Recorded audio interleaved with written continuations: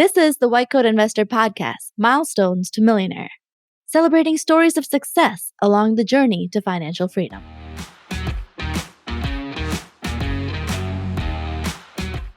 This is Milestones to Millionaire, podcast number 94. Emergency physician pays off student loans in a year and a half. You've heard me talk about Comp Health before and how they created the locum tenens industry as the very first agency to help physicians find short-term jobs. It's a great way to add flexibility to your career. With Comp Health, it's a truly personalized experience that focuses on you and your skills, specialty, and goals. Easily search from thousands of jobs across the country that are added daily on comphealth.com. You can find jobs close to home, and Comp Health can even help you find your next full-time job, too. Explore one of the largest job boards available now at comphealth.com. This is the Milestones to Millionaire podcast. That means it's all about you and what you've accomplished. And we love to bring people on the podcast and celebrate their accomplishments with them and use those accomplishments to inspire you to do the same. So whatever financial accomplishment or milestone you've reached, no matter how big or how small, we'd like you to come on the podcast and talk about it with us. You can apply at whitecoatinvestor.com/milestones. We've got a great guest on today who's near and dear to our hearts. Let's get him on the line. All right, our guest today on the Milestones to Millionaire podcast is Jake. Welcome to the podcast. Thanks for having me, Jim. Happy to be here. Always great to have a WCI family member here. Jake is a partner of one of our staff members, and you may have had a chance to meet him at the WCI conference last year. But he has reached a milestone, and it's time to celebrate it, especially since he reached it so early in his career. Before we get into the milestone, tell us a little bit about you. Tell us about your profession, how far you are out of training. So I am an emergency physician in Madison, Wisconsin right now. I am about a year and a half out of training now. Okay, and what are we celebrating today? I paid off my loans. So I am loan free at this point. Congratulations. And tell us how much you paid off. I left training with $181,000. And I paid that off now in a year and a half. I guess I should note that there's a little asterisk next to that. Based on my income for the years that the government's counting for the forgiveness, I qualify for $10,000 in forgiveness. So I've paid off all but $10,000. But I took your advice and have a side fund with $10,000 in it, where if it falls through, I can just pay it off. Well, I got bad news for you. I don't know if you've been following the news or not, but There are now two judges that have basically said this is not constitutional. So I imagine it's going to go all the way to the Supreme Court. And I can't imagine, given their current makeup, that this is going to get through the Supreme Court. So you may want to watch a few more months, but I'll bet you end up using that side fund to take care plan of in place. Yeah. So how much did you have when you left school? I think I left with about $190,000. Okay. And I didn't use all of it, everything that was distributed to me from the government. So after my semesters were done and I had money left over, I just gave it back. So that's how it went down from about 190 to 181. You didn't decide to save it for, moving expenses or a new car in residency or anything like that? No, I didn't. I just gave it back. So this is less than average. The average debt for an MD coming out right now is about 205, and it's been around there for the last few years. It's 240 or 250 or so for DOs and 260 or 270 for dentists. How did you end up having less than average? What was your secret there? Well, I went to an in-state public medical school with a pretty reasonable tuition. Of all the options, it was the most affordable medical school, and I didn't base my medical school decision based solely on the tuition, but I'm very happy with the school I chose. I got a great education, and I happened to benefit from the low tuition as well. I also didn't take out more than I needed, and when I did, I just gave it back. So I minimized my debt to the best of my ability throughout my education.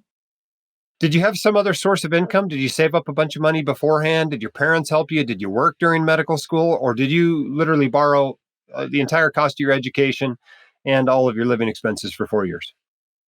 During medical school, I borrowed the entire cost of my education and living expenses. I did not enter medical school with undergraduate debt, though. I was able to work throughout college, get scholarship money, and my parents helped me cover the rest. So I'm very thankful for them for that. But when it came to medical school, they said you're on your own. Absolutely. Yeah. All right. Well, tell us about your income the last year and a half that it took you to pay off these loans. So Lauren and I have, like, for simplicity, functionally combined our finances, so I can give you our household income and my individual numbers. For this year, we're on track to make 434 gross. Of that, mine is 309. I'm currently a partner track with my group in the Madison area, and Lauren obviously works for WCI. Um, Cool. Nothing else coming in. Nothing else. No inheritance. No trust fund money. You didn't sell a business or a house or anything like that. no other additional sources of income. When You the just went to holidays are work and saw patients. the holidays are coming up, I suppose I can ask my family where that inheritance I never got is, but um, no, Okay. nothing that I know of. But basically, half of your income for the last year and a half went toward paying off your loans. It sounds like. Is that right? Yes. Yep. So how did you do that? We did not inflate our lifestyle much at all. We are continuing to live like residents, to use the phrase that is so often repeated on this podcast. But it's true. I mean, I'm very happy with my current living situation. We loosened the purse strings, maybe like 10%, I think our spending went up. But we don't feel restricted at all. And the excess just went towards getting out of debt. So did it turn out to be easier or harder than you thought it would be when you walked out of residency? It was as simple as I thought it would be, but I wouldn't say it's easy.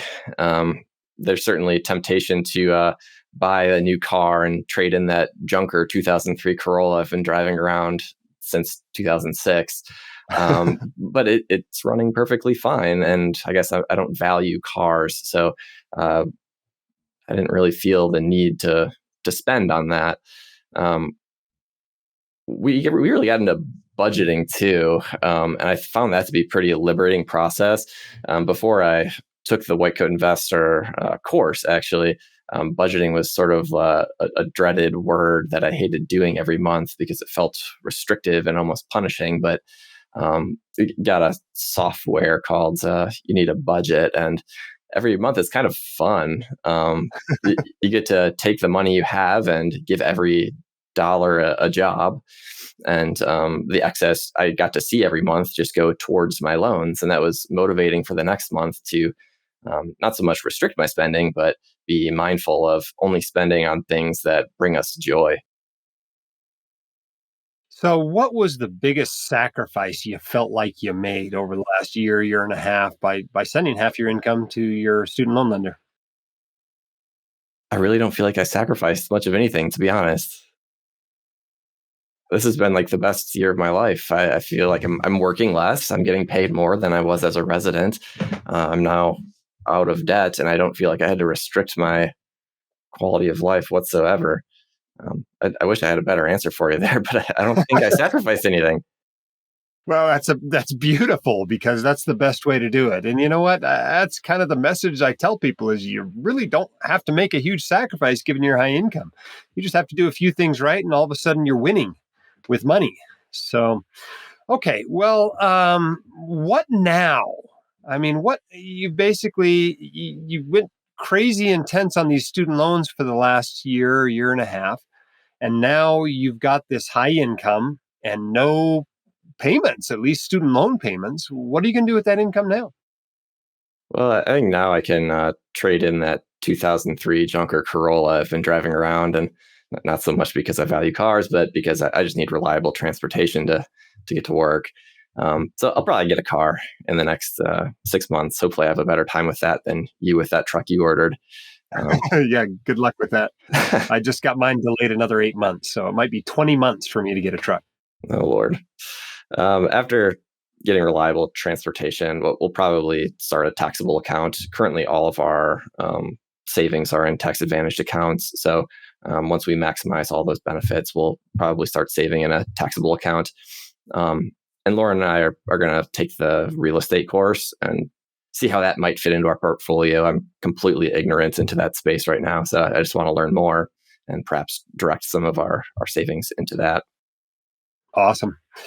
There's a lot of people out there who say you should carry your student loans and invest in something with a higher return than your student loan interest rate. Did you do any of that along the way? If so, what do you think about that advice? Um, I guess it's a math equation, and if it works out, then great. Different strokes for different folks, I suppose. For me, behaviorally, that did not work. I just wanted to be debt free and experience essentially how I'm feeling right now. Very liberating.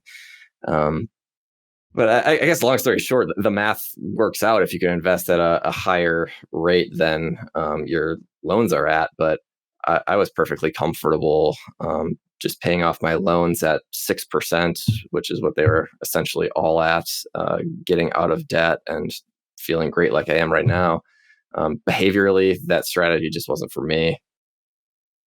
How about those people in medical school that are scared to go to medical school, scared to borrow all this money because they're worried they'll never be able to pay it back? What advice do you have for that person? I would tell them to go to the most affordable medical school that allows them to achieve their goals, and not to borrow more than they need. Start thinking about personal finance early on and create a plan. Um, I guess I give a plug for either becoming your med school's WCI ambassador or finding the person who is, getting the book and reading it. That's what I did in medical school, and that's sort of how I got into all of this. And then once you're out of medical school, develop good habits in residency, and balance, so that once you are in your first year out, like me, you can redirect your increase in salary towards wealth building, paying off student loans, and you won't feel restricted. Awesome. Well, Jake, congratulations on your success. You've done something pretty awesome that not very many doctors do, to wipe that debt out right away early in your career. Give yourself options, give yourself, free income to use however you like, whether that's spending or saving or giving or whatever. It's pretty awesome to feel that freedom. And I can just see this weight that's come off of you and opportunity that sits in front of you. And that's pretty awesome. So congratulations on your success. Thank you for coming on the Milestones to Millionaire podcast and using your experience to inspire others to do the same. And best of luck on your future financial goals. Thanks for having me, Jim. All right. It's always fun to have a member of the WCI family on the Milestones podcast. We're real people here. We have financial milestones too. And the beautiful thing, of course, is that, we're a little more willing to actually come on the podcast if we're associated with the White Coat Investor. But we'd love to have all kinds of people on the podcast. You can apply at whitecoatinvestor.com/milestones. But I think this episode demonstrates a few things. One, that it's not that hard. It's not that hard to pay off your student loans. And the beautiful thing about knocking out your student loans within 2, 3, 4, 5 years is that it's a great trial run for financial independence. If you can pay off your student loans in less than 5 years, you can become financially independent in less than 15. It's the same financial muscles you're using. It's the same technique. And so it's beautiful, I think, to do it early in your career and really develop those skills and that knowledge base and that financial literacy and discipline that will allow you to be financially successful the rest of your life. All right. So our sponsor for this episode has been Comp Health. Did you know that 94% of U.S. healthcare facilities use locum tenens each year and typically pay more for them? This makes working locum tenens a smart financial move for you to help pay off student loan debt faster or make some extra income. Comp Health is one of the leaders in the locum tenens industry and makes it easy to search from thousands of jobs across the country that are added daily on comphealth.com. You can find jobs close to home, and Comp Health can even help you find your next full-time job too. Explore all jobs now at comphealth.com. All right, we'll see you next week on the Milestones podcast. Until then, keep your head up, shoulders back. You've got this, and we can help. The hosts of the White Coat Investor podcast are not licensed accountants, attorneys, or financial advisors. This podcast is free entertainment and information only. It should not be considered professional or personalized financial advice. You should consult the appropriate professional for specific advice relating to your situation.